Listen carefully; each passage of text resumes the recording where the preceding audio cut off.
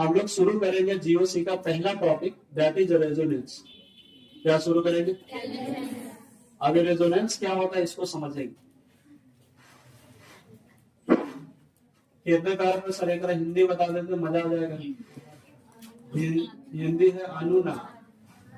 क्या समझ में आ गया तुम्हें? कुछ आएगा नहीं आया तो चाहे हिंदी पढ़े है समझ में नहीं आएगा जब तक नहीं समझाएंगे। समझ गए? आप समझो।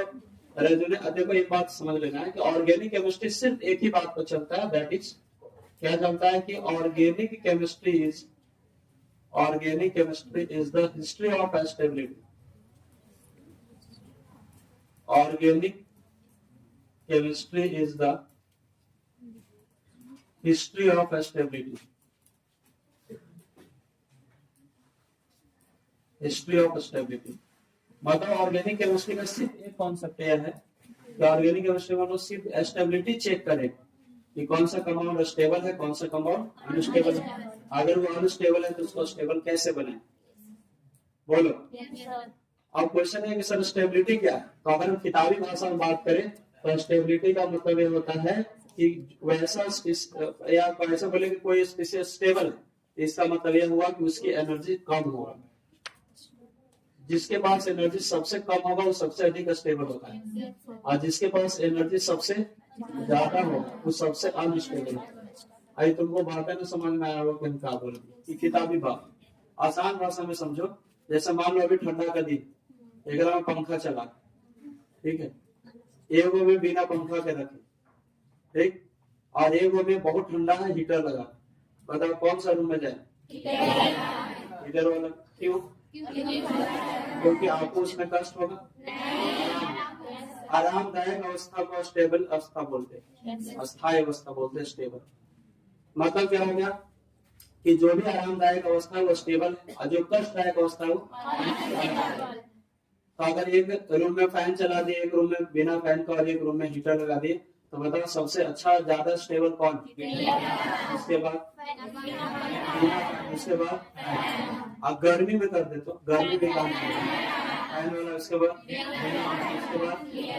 समझ में आ गया? इसका मतलब स्टेबिलिटी जो होता है रिलेटिव होता है ना, रिलेटिव टर्म, आरामदायक अवस्था है।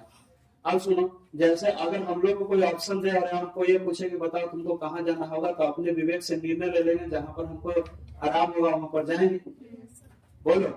लेकिन केमिस्ट्री में कोई भी स्पीशीज कब स्टेबल है, कब अनस्टेबल है, और अनस्टेबल से कैसे स्टेबल होगा, इसके बारे में निर्धारण तो हम लोग को देखने पड़ेगा, करने पड़ेगा कौन सा स्टेबल है, कौन सा अनस्टेबल है।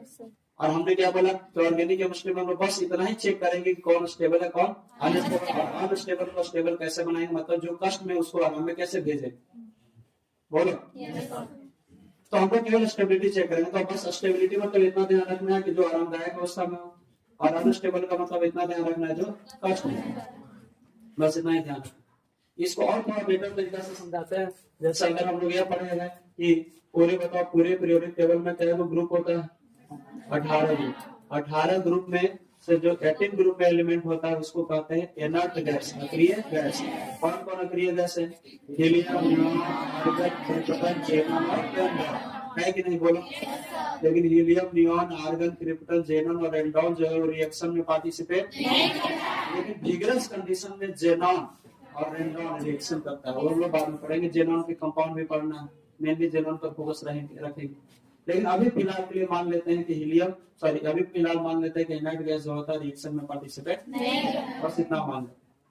अच्छा बताओ रिएक्शन क्या होता है? तो रिएक्शन में जो रिएक्टेंट होते हैं यानी अभिकारक होते हैं, अब अभिकारक जो एटम्स होते हैं, मॉलिक्यूल्स होते हैं, एक दूसरे से टकराता है, फिर वहां पर प्रेशर, टेम्परेचर, बहुत सारे कंडीशंस आते हैं, सब टकराने के बाद फिर नया पदार्थ में चेंज हो जाता है। इसका मतलब रिएक्शन का मतलब में जहां अभिकारक होगा वहां पर बहुत सारे मॉलिक्यूल्स, एटम एक दूसरे से टकराएंगे और टकराने के बाद प्रोडक्ट बनाएंगे, बोलो। इसका मतलब मोटा मोटी यही समझ सकते हैं कि जब रिएक्शन हो रहा होगा तो एटम एक दूसरे से लड़ झगड़ रहा होगा, स्पीशीज एक दूसरे से लड़ झगड़ रहा होगा, तब फिर जाकर प्रोडक्ट बना रहा होगा। इसका मतलब लड़ाई झगड़ा हो रहा है वहां पर, एटम्स के बीच टकरा रहे सब एक दूसरे से।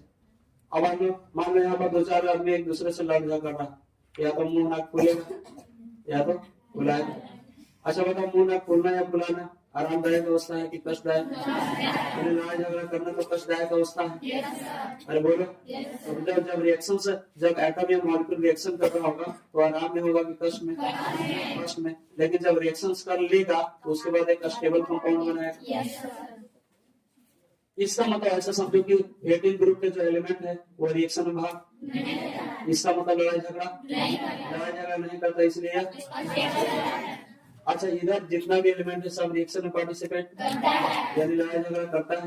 लड़ाई झगड़ा करता है तो बाकी सभी एलिमेंट क्या है? ठीक है, स्टेबल में, कष्ट में कि आराम में? आरामदायक अवस्था में। ये सब कष्ट में है तो हर एक आरामदायक आदमी कष्ट में जाना चाहेगा। क्या करेगा?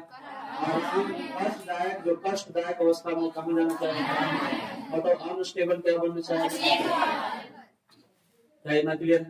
तो ऑर्गेनिक केमिस्ट्री में, इनऑर्गेनिक केमिस्ट्री में जो अनस्टेबल स्टेट में है उसको क्या करेंगे? स्टेबल स्टेट में भेजेंगे। बोलो, अनस्टेबल को कहाँ भेजेंगे? स्टेबल। अब हमको यह पता तो करने आना चाहिए कि कौन अनस्टेबल है और कौन स्टेबल है। बोलो, तो अनस्टेबल को स्टेबल में करेंगे और हमारा बस एक ही कॉन्सेप्ट रहेगा कि अनस्टेबल को स्टेबल में भेजे, या कोई ऐसा तरीका ढूंढे जिससे वो कंपाउंड या मॉलिक्यूल या स्पीशीज स्टेबल होते जाए। ठीक है यहाँ तक? चलो एक और कहानी समझाते हैं। कहानी समझाते यह है कि एक हमारा एक घर है, इस घर में दो भाई है और एक चाचा है, अपना पिताजी भी हो, चाचा उसका विधायक। अब अगर किसी का चाचा विधायक है तो बताओ क्या करेगा? शांति से बैठेगा? मान लेते हैं ऐसा कि शांति से इन दोनों घर में था, एक का नाम था पिंटो, एक का नाम था चिंटू। एक मान लेते, एक बी मान। बोलो, पिंटू चिंटू के जो चाचा वो विधायक है तो रंगबाजी करवे करेंगे। यहाँ पुल को लड़ गए इसी से। अरे बोलो, अब लड़ गए तो भतीजा का क्या फर्ज बनता है? लड़ाई से बाहर रहने की शामिल। इन दोनों भतीजा में से एक भतीजा रात के समय था, सोया हुआ था, एक भतीजा जगा हुआ था, क्योंकि चाचा लड़ गए। तो बताओ, ये भतीजा यही रहेगा? क्या करे? जाएगा और खुद भी टकराएगा। अब टकराएगा तो मुंह ना खुलेगा या तो। अरे बोलो, दूसरा जो भतीजा है वो सोया हुआ है। अब भाई एक भतीजा चल गया है तो दूसरों को भी जगाया जाएगा। भाई हो गया, एक भतीजा जगह और डायरेक्ट चल जाएगा? भतीजा पहले जगह लाठी डंडा लेगा तब न जाएगा। जगने के बाद पहले पूरा घर में घूमेगा, इसीलिए और उसके बाद जाके टकराएगा। अब लड़ाई है तो उसमें फायदा भी है। बताओ, अगर मान लो कि घाटा, अगर मुंह ना खोलने की चांस ही है तो बताओ सबसे ज्यादा मुंह ना किसका खुला? किसका? चाचा की छोड़ दो, ए और बी में किसका मुंह ना ज्यादा खुला? बी का, क्योंकि पहले भागा था, ये थोड़ा देर में गया था, घूम के गया था, भाई देर में गया था तो कम चांस है कि कम पिटाए। तो अगर हम तुमसे यह पूछे कि बताओ कौन ज्यादा स्टेबल है इसमें? उसके बाद ये स्टेबल इसलिए था क्योंकि ये घूमने के बाद यहाँ पर जाके टकराया। क्या इतना बात में समझ में आ गया? इतना देर कहानी सुनने मजा आ रहा। अब इस पूरा कॉन्सेप्ट को हम केमिस्ट्री में अप्लाई करेंगे। ठीक है, तुम पूरा कहानी सुना और इस पूरा कॉन्सेप्ट को हम केमिस्ट्री में अप्लाई करते हैं। एक बात ध्यान रखना है कि सिग्मा बॉन्ड जो होता है वो स्ट्रॉन्ग होता है और पाई बॉन्ड अगर तोड़ने की बारी आएगा तो किसको तोड़े? तो टूटेगा, टूटेगा भाई। अगर हम लोग तोड़ना चाहेंगे तो पाई बॉन्ड को तोड़ेंगे। अच्छा, एक कोई लोन पेयर है, वो तो बॉन्ड बनाता ही, वो तो निकम्मा आदमी ऐसे बैठा है, घूमने के लिए अगर ले जाएंगे तो घूमेगा वो। अरे बोलो, हम एक कंपाउंड ले लेते हैं। मान लो यह कंपाउंड हमारा है CH2 डबल बॉन्ड COH, ये हमारा कंपाउंड है। बोलो, अगर ये हमारा कंपाउंड है, अब बताओ ऑक्सीजन के पास लोन पेयर है कि नहीं? है? जिसको ये बात ना दिखाई दे रहा उसको केमिस्ट्री ना समझ में आए। समझ गए? क्योंकि हम ये सब लिखवा दिए। ऑक्सीजन के बाहर लिखवा देने से ज्यादा बढ़िया दिमाग चलनी चाहिए। पैसा नहीं के पास हम ये, अगर खास करके ऑर्गेनिक का जीरो से समझना है तो जो बात, ये बात तुम लोग ध्यान देना, इसमें से कोई भी बच्चा को अगर कुछ भी नहीं आता है तो बस जितना खाली पीछे पड़ा उसको रिविजन करिए और उसी में सब बात, तो कोई नया बात नहीं यूज करने वाले। जैसे हमने बताया कार्बन के बाहरी शेल में क्या इलेक्ट्रॉन, 4 को से बॉन्ड बनाएगा। कार्बन के पास अगर 4 इलेक्ट्रॉन है, चारों के चारों बॉन्ड बना लेगा तो कोई लोन पेयर नहीं होगा। बोलो। अच्छा, उसके बाद हम देखो तो पहले यहाँ पे जैसे CH4 की कहानी ले ले, कार्बन के बाहरी सेल में क्या इलेक्ट्रॉन, 4, हाइड्रोजन के बाहरी सेल में ये क्या बॉन्ड बनाएगा, चारों के चारों बॉन्ड बना लिया। तो कोई भी ऐसा बचा बता, चारों के चारों बॉन्ड में भाग ले लिया तो लोन पेयर की संख्या, सिग्मा बॉन्ड की संख्या हो जाएगा कि नहीं। कार्बन का वो बॉन्ड बनाता है, वो लोन पेयर एकदम रटा हुआ होना चाहिए। अच्छा, अगला जो है वो है NH3 है ना। NH3 जो है नाइट्रोजन ले लेते हैं, नाइट्रोजन के बाहरी सेल में 5 को, हाइड्रोजन के बाहरी सेल में होगा नहीं, वो बॉन्ड बनाएगा कि नहीं। बोलो, क्या इलेक्ट्रॉन था, क्या वो बॉन्ड बनाया, क्या वो नहीं बनाया, लोन पेयर की संख्या हो जाएगा कि नहीं, लोन पेयर की संख्या 1 होगी। अब बताओ, यानी कार्बन नाइट्रोजन सामान्य अवस्था में जनरल स्टेट में क्या बॉन्ड बना रहे हैं, क्या वो लोन पेयर, क्या इतना बात क्लियर है। अब आ जाओ ऑक्सीजन, ऑक्सीजन का मतलब H2 एक कंपाउंड ले लेते हैं। ऑक्सीजन का एटॉमिक नंबर 8 है। और बाहरी सेल में क्या बोल रहा है, हाइड्रोजन के बाहरी सेल में कैसन लेकर नहीं रहे, बॉन्ड बना लेगा। बोलो, बॉन्ड बना लेगा तो बाहरी सेल में 6 इलेक्ट्रॉन था और 2 से बॉन्ड बनाया, क्या बच गया 4। लोन पेयर कार्बन क्या बॉन्ड बनाता है, तो खाली काम हुआ। कार्बन क्या बॉन्ड बनाता है, लोन पेयर। नाइट्रोजन क्या बॉन्ड, लोन पेयर। और उसके बाद ऑक्सीजन क्या बॉन्ड, लोन पेयर। क्या होना चाहिए, जैसे ऑक्सीजन लिखे 2 एकदम दिमाग में दिखाई देना चाहिए, तब जाके समझ में आगे चीज है ना। अगला देखो, अगर हम ले लो कोई हेलोजन ले लेते हैं, हेलोजन में हाइड्रोजन के बाहरी सेल में 1, फ्लोरीन के बाहरी सेल में 7 बॉन्ड बना लेगा। क्या वो इलेक्ट्रॉन था, 7, क्या वो से बॉन्ड बनाया, क्या वो से नहीं बनाया, लोन पेयर बॉन्ड। बताओ, हेलोजन के पास कितना लोन पेयर होता है, 3 लोन पेयर होता है।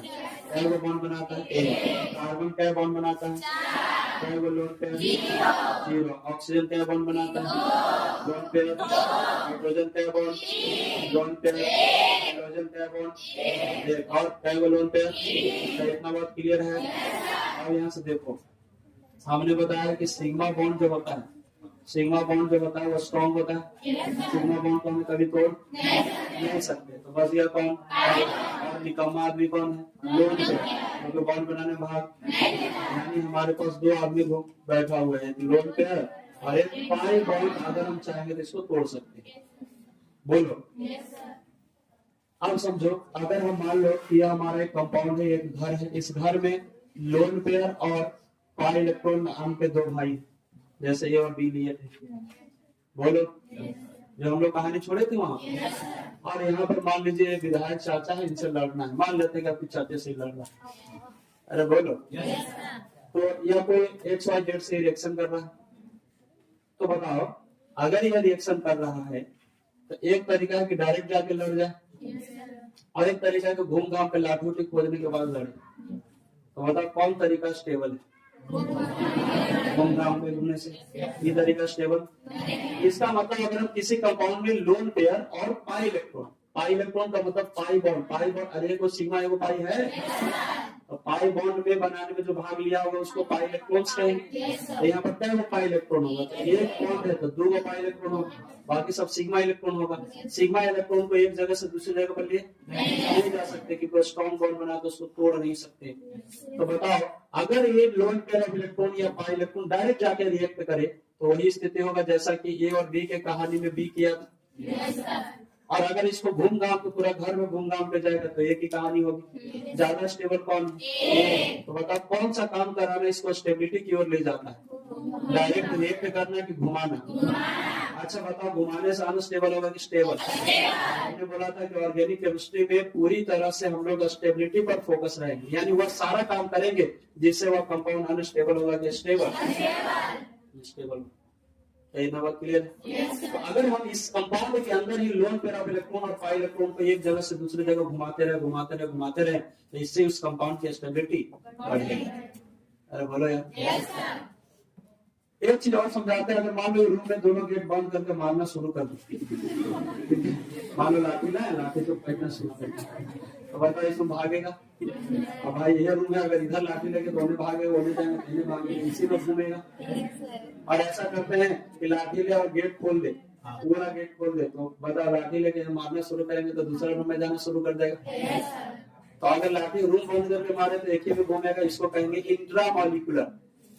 क्या बोलेंगे? गेट खोल देंगे तो एक रूम से दूसरे रूम में, इसको बोलेंगे इंटर मॉलिक्यूलर। क्या बोलेंगे? यहाँ लोन पेयर ऑफ इलेक्ट्रॉन और पाई इलेक्ट्रॉन को एक ही कंपाउंड के अंदर घुमाना है, तो बताओ इंटर मॉलिक्यूलर प्रोसेस हुआ कि इंट्रा? क्लियर है बात? अब समझो, अगर हम ये लोन पेयर ऑफ इलेक्ट्रॉन और पाई इलेक्ट्रॉन को अगर एक ही कंपाउंड के अंदर घुमाएंगे तो घुमाने से उसकी स्टेबिलिटी बढ़ेगा। और ये काम हमने क्या बताया कि ऑर्गेनिक केमिस्ट्री में या केमिस्ट्री में सारा काम करेंगे जिससे उस कंपाउंड की स्टेबिलिटी बढ़ेगी। अरे बोलो यार, तो लोन पेयर ऑफ इलेक्ट्रॉन और पाई इलेक्ट्रॉन के पोजीशन को डीलोकलाइज करना, डीलोकलाइज में पोजीशन को चेंज करना रेजोनेंस कहलाता है। चेंज करना क्या कहलाता है? समझ में आएगा कुछ? तो रेजोनेंस नाम का जो बड़ा सा टर्म है, भारी भरकम जो टर्म है, बहुत ही सिंपल सी बात है। बोलो क्या सिंपल सी बात है? रेजोनेंस क्या है? तो सर किसी कंपाउंड के अंदर लोन पेयर ऑफ इलेक्ट्रॉन और पाई इलेक्ट्रॉन के पोजीशन को क्या करेंगे? चेंज करेंगे। चेंज करेंगे मतलब विद इन द कंपाउंड इसको घुमाएंगे, इस प्रक्रिया का नाम। अरे क्लियर है? अच्छा ऐसा क्यों करेंगे? क्योंकि इससे इसकी स्टेबिलिटी, आपने बताया कि ऑर्गेनिक केमिस्ट्री में केवल स्टेबिलिटी घटाने का काम करेंगे कि बढ़ाने का? रेजोनेंस एक ऐसा हथियार है जिसके द्वारा किसी कंपाउंड की स्टेबिलिटी। अगर हम यह पूछे कि जब रेजोनेंस, जब तुम लोग को हम पढ़ाएंगे तो 4 क्वेश्चन का आंसर जानने की कोशिश करेंगे कि रेजोनेंस क्या है, रेजोनेंस क्यों है, रेजोनेंस कहाँ कहाँ होगा और रेजोनेंस कैसे होगा। ये 4 क्वेश्चन का आंसर जानने के रेजोनेंस खत्म हो जाए।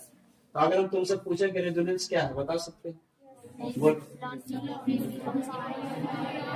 बात है इंटरमॉलिक्यूलर प्रोसेस है कि इंट्रा, और इस इंट्रामॉलिक्यूलर प्रोसेस में लोन पेयर ऑफ इलेक्ट्रॉन और इलेक्ट्रॉन की पोजीशन को चेंज होगा। अच्छा क्या एटम का भी पोजीशन चेंज होगा? एटम तो जहाँ वही होगा, लेकिन लोन पेयर ऑफ इलेक्ट्रॉन और पाई इलेक्ट्रॉन की पोजीशन को डीलोकलाइज करेंगे यानी चेंज करेंगे। अरे बोलो यार, ऐसा करने से इसकी स्टेबिलिटी, अगर कोई पूछे रेजोनेंस क्यों हो रहा है तो क्योंकि इसकी स्टेबिलिटी उससे बढ़ जाएगी। इतना बात क्लियर हुआ? इतना कहानी हम आपको इसलिए समझाया ताकि आपको ये कॉन्सेप्ट समझ में आए। न तो अगर हम पहले ही बोलते कि पोजीशन, अगर हम लोग लोन पेयर ऑफ इलेक्ट्रॉन और पाई इलेक्ट्रॉन के पोजीशन को चेंज करेंगे तो रेजोनेंस का फिर क्वेश्चन आता है कि क्यों ऐसा करेंगे, तो सारा काम कहानी में ही समझा देंगे क्यों करेंगे। अरे बोलो, तो लिखेंगे जल्दी से रेजोनेंस।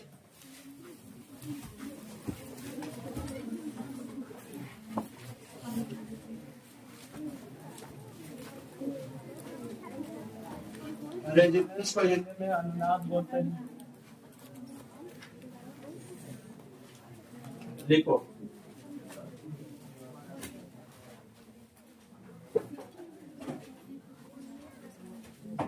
लिखेंगे, यह एक इंट्रामॉलिक्यूलर प्रोसेस है। इंट्रामॉलिक्यूलर, यह एक इंट्रामॉलिक्यूलर प्रोसेस है।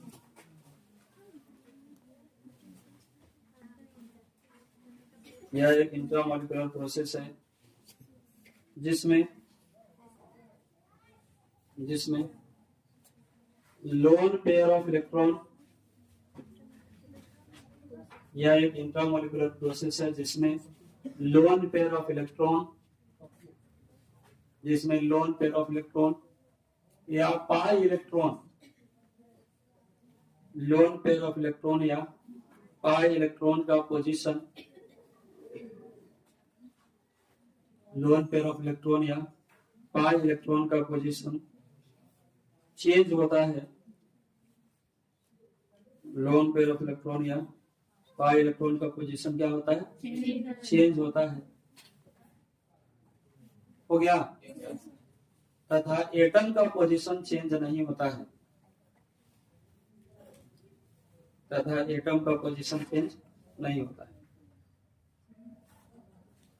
तथा एटम का पोजीशन चेंज नहीं होता है।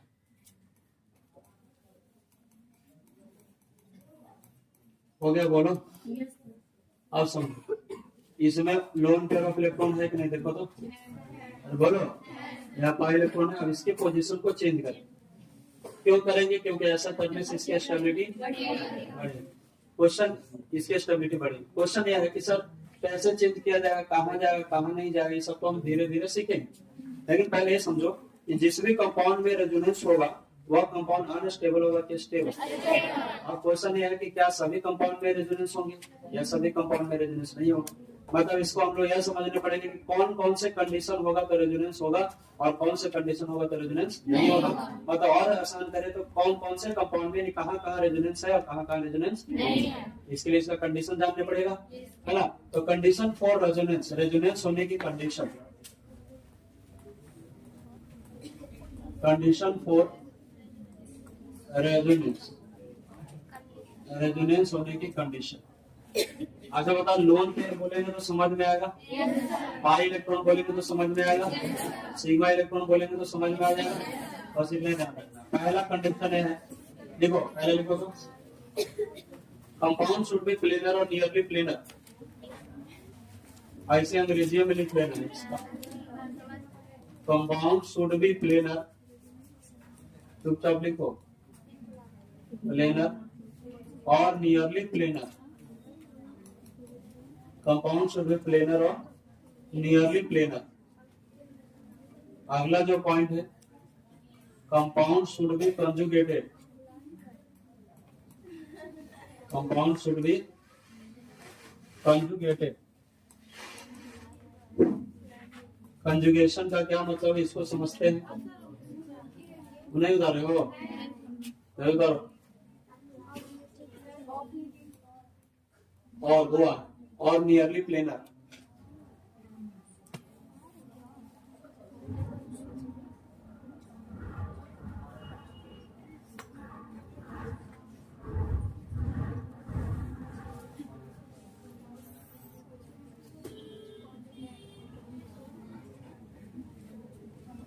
हो गया बोलो।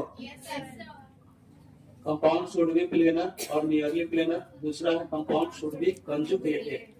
अब कंजुगेटेड का क्या मतलब है, यहाँ देखो, मान लो एक पोजीशन ए है, दूसरा पोजीशन बी, डबल बॉन्ड के बाद सिंगल बॉन्ड के बाद डबल बॉन्ड, डबल बॉन्ड के बाद सिंगल बॉन्ड के बाद प्लस चार्ज, डबल बॉन्ड के बाद सिंगल बॉन्ड के बाद lone pair, double bond single bond और माइनस चार्ज। या इसको ऐसे भी लिख सकते हैं, पाई सिग्मा पाई, या pi sigma plus pi sigma lone pair, फिर हो जाएगा पाई सिग्मा माइनस। उतारो तो,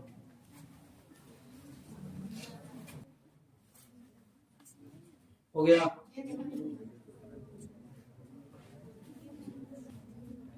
पैसा जमा हुआ है कि नहीं हुआ?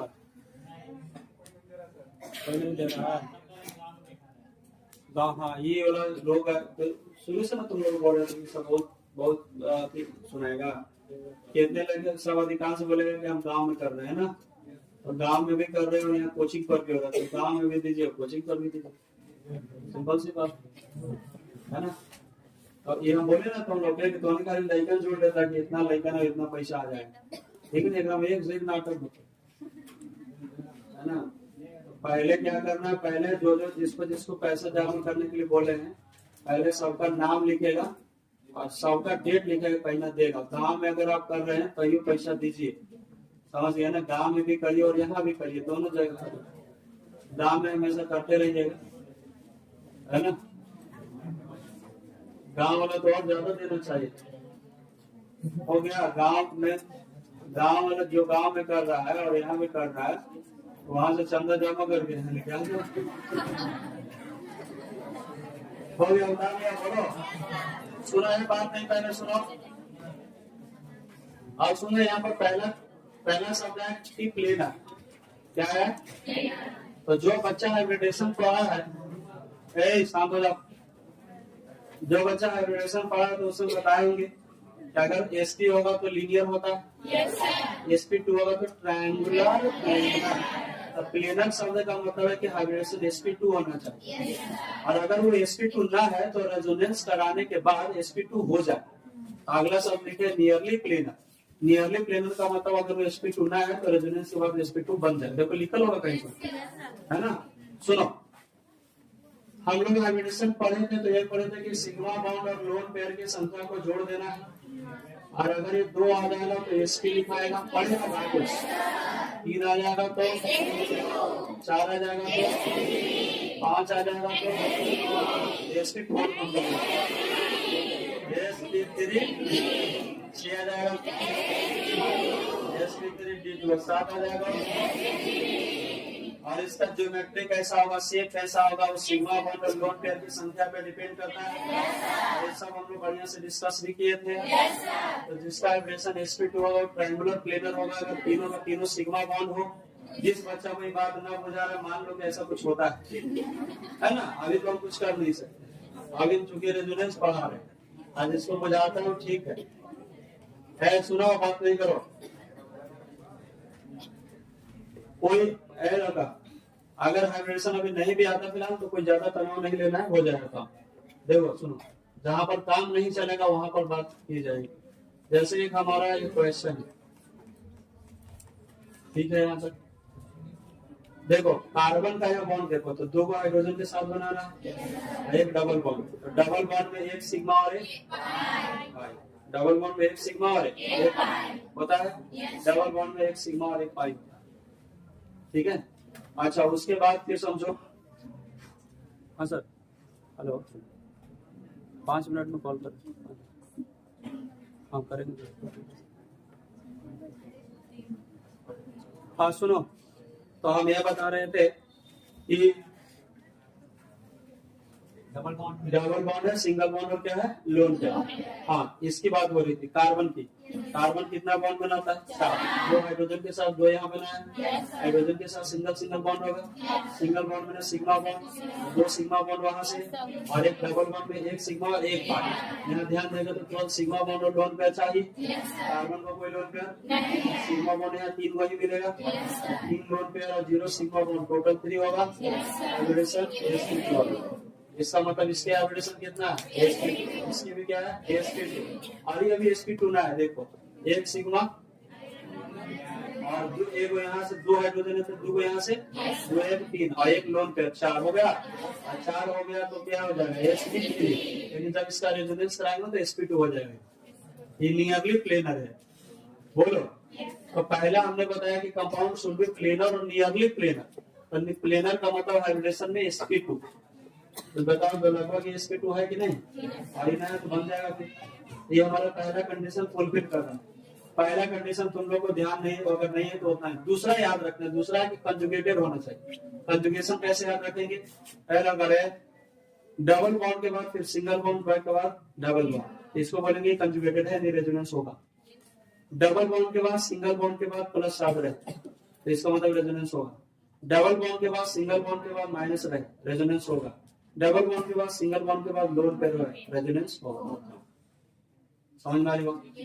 बताओ कौन कौन केस में रेजोनेंस होगा, डबल सिंगल डबल, डबल माने पाई, सिंगल माने सिग्मा फिर पाई, तो पाई सिग्मा पाई हो जाएगा, फिर pi sigma plus pi sigma minus pi sigma lone pair. अगर इतना स्थिति रहेगा तो रेजोनेंस होगा। बताओ इस कंपाउंड में रेजोनेंस होगा कि नहीं, बोलो होगा कि नहीं। Pi double bond single bond lone pair, यानी इस कंपाउंड में कंजुगेशन है और रेजोनेंस होगा। अब रेजोनेंस कैसे होगा वो तो बात का चीज, लेकिन अभी हम लोग सिर्फ यह पता करेंगे कि कहाँ कहाँ कौन कौन से कंपाउंड में रेजोनेंस होगा और कौन कौन से कंपाउंड में रेजोनेंस नहीं होगा। क्लियर, अरे बोलो यार। आप बताओ, आप हम अगर क्वेश्चन लिखे और आपसे यह पूछे ये बताओ कि कहाँ कहाँ रेजोनेंस है और कहाँ कहाँ रेजोनेंस नहीं है, तो क्या बता सकते हो आप लोग, बताओ इस कंपाउंड में रेजोनेंस है कि नहीं है, या नहीं बोल, क्यों नहीं है, बताओ। डबल पाई और पाई तो है ही, लेकिन बीच में 2 गुना आ गया, आपको सिर्फ एक सिग्मा बॉन्ड चाहिए, क्या ये कंजुगेटेड है, यदि रेजोनेंस नहीं है। अगला क्वेश्चन करते हैं, CH2 double bond CH single bond CH double bond CH2, क्या इसमें होगा, पाई सिग्मा पाई हो गया, डबल सिग्मा है ना। अच्छा अगला क्वेश्चन बता दो तुम लोग, CH2 double bond CH single bond CH2 को प्लस चार्ज इसमें होगा क्योंकि pi sigma plus double single plus हो जाएगा। और बताओ CH2 double bond CH single bond CH2 single bond CH2 पर प्लस चार्ज होगा? नहीं होगा, इसमें रेजोनेंस नहीं है भाई। और आगे आ जाओ CH2 double bond CH CH2 पे माइनस चार्ज रेजोनेंस हो जाएगा। हमारी बेंजीन आ जाएगी तुरंत। बताओ इसको बेंजीन बोलते हैं ना? रेजोनेंस है कि नहीं है? ये दे ना, देखो तो होगा कि नहीं? Double single double double single double क्या है रेजोनेंस होगा, यानी बेंजीन में रेजोनेंस होता है, ध्यान रखना, ठीक है। और पूरे ऑर्गेनिक केमिस्ट्री में बार बार आएगा बेंजीन में, और जिसमें रेजोनेंस होगा वो अनस्टेबल है कि स्टेबल? स्टेबल कंपाउंड है, ध्यान रखना है। बताओ इसमें रेजोनेंस आया नहीं? डबल बॉन्ड सिंगल बॉन्ड है, उसके बाद और कोई है? प्लस है, पाई है, लोन पेयर है, माइनस है, यहाँ पर रेजोनेंस सिंगल इमन। बताओ यहाँ रेजोनेंस हो जाएगा। तो अब बताओ यहाँ से होगा रेजोनेंस डबल बॉन्ड रेजोनेंस हो जाएगा। तो हम उम्मीद करते हैं कि आप पहचान सकते हैं कि कहाँ पर रेजोनेंस है और कहाँ पर रेजोनेंस नहीं है। इतना तो पहचान ही लोगे तुम लोग। अच्छा बताओ इसमें रेजोनेंस है कि नहीं है? नहीं है रेजोनेंस, ठीक है। तो रेजोनेंस इसमें नहीं होगी। तो और देख लेते हैं। बताओ इसमें रेजोनेंस है? नहीं होगा। Double single minus double single. तो क्या तुम लोग पता कर पाओगे कि कौन कौन से कंपाउंड में रेजोनेंस है और कौन में रेजोनेंस नहीं है? आज के क्लास में हम लोगों ने क्या क्या पढ़ा कि रेजोनेंस क्या है, रेजोनेंस क्यों है, रेजोनेंस कहाँ है। बताओ रेजोनेंस क्या है? बहुत सिंपल बात बताओ। इसमें लोन पेयर ऑफ इलेक्ट्रॉन और पोजीशन को चेंज करते हैं, एटम के पोजीशन चेंज। ऐसी प्रक्रिया इंटर है कि इंट्रा? क्लियर हो गया? रेजोनेंस कराने से कंपाउंड की स्टेबिलिटी क्लियर हो गया। रेजोनेंस कहाँ कहाँ होगा? तो रेजोनेंस होने का पहला कंडीशन है कि कंपाउंड प्लेनर होना चाहिए या नियरली प्लेनर, और दूसरा कंपाउंड कंजुगेटेड होना चाहिए। कंजुगेटेड का मतलब pi sigma pi, pi sigma plus, pi sigma minus, pi sigma. अगर इतना कंडीशन होगा तो कंजुगेटेड है और वहाँ पर रेजोनेंस होगा। क्या इतना बात क्लियर हो गया? छापिए जल्दी से, छापिए हैं ये भी यहाँ से छापिए।